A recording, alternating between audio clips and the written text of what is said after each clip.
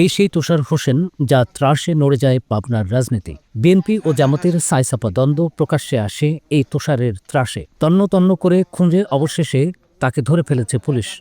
আর এভাবেই হাতকড়া পরিয়ে তাকে নিয়ে যাওয়া হচ্ছে লুকিয়ে রাখা পিস্তলের খোঁজে। দেখাবো সেই দৃশ্য, তার আগে সংঘাতের শুরুটা জেনে আসা যাক।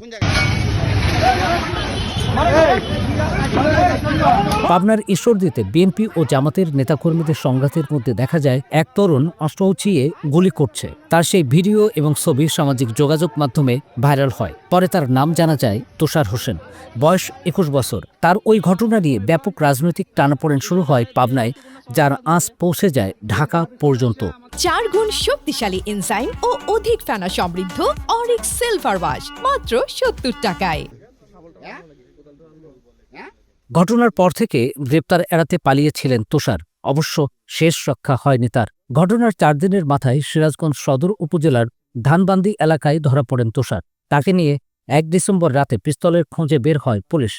তার দেখানো জায়গায় গিয়ে হাজির হয় তারা। একটি দেয়ালের পাশে বালুর স্তূপ সরিয়ে পাওয়া যায় সেটি। 2 রাউন্ড গুলিসহ পিস্তলটি পলিথিনে করে বালুর নিচে লুকিয়ে রেখেছিলেন তুষার। সিরাজগঞ্জ থেকে ধরা পড়লেও তুষারের বাড়ি ঈশ্বরদী পৌর শহরের ভেলুপাড়া মহল্লায়। তার বাবার নাম আবু তাহের। এগুলো আপনার হচ্ছে মানে হয়ে এডিটিং হয়ে জামালা হয় না। ভাই এই যে রিলিজ করে দেন। 4 গুণ শক্তিশালী এনজাইম ও অধিক ফেনা সমৃদ্ধ অরিক সিলভার ওয়াশ মাত্র 70 টাকায়।